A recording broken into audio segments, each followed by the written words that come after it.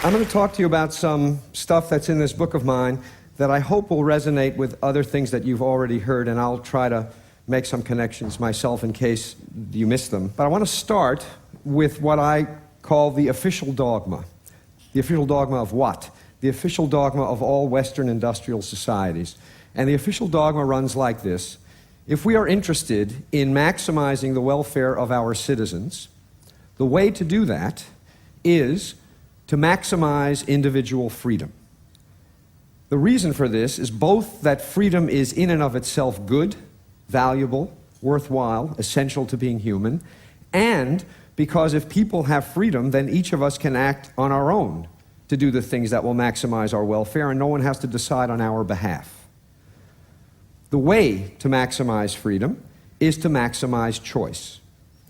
The more choice people have, the more freedom they have, and the more freedom they have, the more welfare they have. This, I think, is so deeply embedded in the water supply that it wouldn't occur to anyone to question it. And it's also deeply embedded in our lives. I'll give you some examples of what modern progress has made possible for us. This is my supermarket, not such a big one. I want to say just a word about salad dressing. 175 salad dressings in my supermarket. If you don't count the 10 extra virgin olive oils and 12 balsamic vinegars you could buy to make a very large number of your own salad dressings in the off chance that none of the 175 the store has on offer suit you. So this is what the supermarket is like. Those days are gone. We now have an almost unlimited variety of phones, especially in the world of cell phones. These are cell phones of the future. My favorite is the middle one, the MP3 player, nose hair trimmer, and creme brulee torch. And if by some chance you haven't seen that in your store yet, you can rest assured that one day soon you will. And what this does is it leads people to walk into their stores asking this question. And do you know what the answer to this question now is? The answer is no. It is not possible to buy a cell phone that doesn't do too much. So, in other aspects of life that are much more significant than buying things, the same explosion of choice is true. Healthcare. It is no longer the case in the United States that you go to the doctor and the doctor tells you what to do. Instead, you go to the doctor and the doctor tells you, well, we could do A or we could do B. A has these benefits and these risks. B has these benefits and these risks. What do you want to do? And you say, Doc, what should I do? And the doc says, A has these benefits and risks, and B has these benefits and risks. What do you want to do?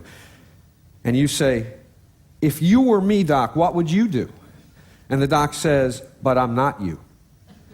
And the result is, we call it patient autonomy, which makes it sound like a good thing, but what it really is a shifting of the burden and the responsibility for decision-making from somebody who knows something, namely the doctor, to somebody who knows nothing and is almost certainly sick and thus not in the best shape to be making decisions, namely the patient. There's enormous marketing of prescription drugs to people like you and me, which features, and it's going to make what you're doing less attractive. Third, escalation of expectations. This hit me when I went to replace my jeans. I wear jeans almost all the time, and there was a time when jeans came in one flavor, and you bought them, and they fit like crap, and they were incredibly uncomfortable, and if you wore them long enough and washed them enough times, they started to feel okay. So I went to replace my jeans after years and years of wearing these old ones, and I said, I want a pair of jeans, here's my size, and the shopkeeper said, do you want slim fit, easy fit, relaxed fit? You want button fly or zipper fly? You want stone washed or acid washed? Do you want them distressed? Do you want boot cut? Do you want tapered? Blah, blah, blah, on and on. He went, my jaw dropped, and after I recovered, I said, I want the kind that used to be the only kind.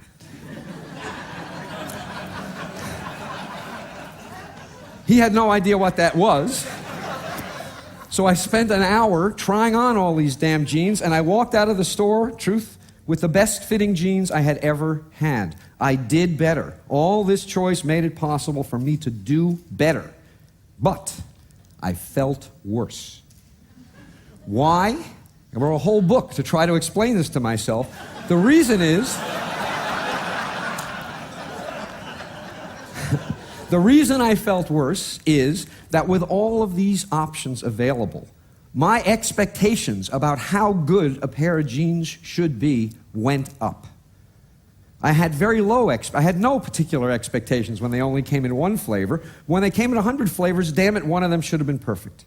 And what I got was good, but it wasn't perfect. And so I compared what I got to what I expected, and what I got was disappointing in comparison to what I expected.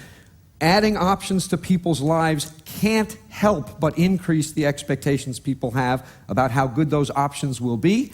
And what that's going to produce is less satisfaction with results, even when they're good results. Nobody in the world of marketing knows this. Because if they did, you wouldn't all know what this was about. The truth is more like this. The reason that everything was better back when everything was worse is that when everything was worse, it was actually possible for people to have experiences that were a pleasant surprise. Nowadays, the world we live in, we affluent, industrialized citizens, with perfection, the expectation, the best you can ever hope for is that stuff is as good as you expect it to be. You will never be pleasantly surprised because your expectations, my expectations, have gone through the roof. The secret to happiness, this is what you all came for. The secret to happiness is low expectations.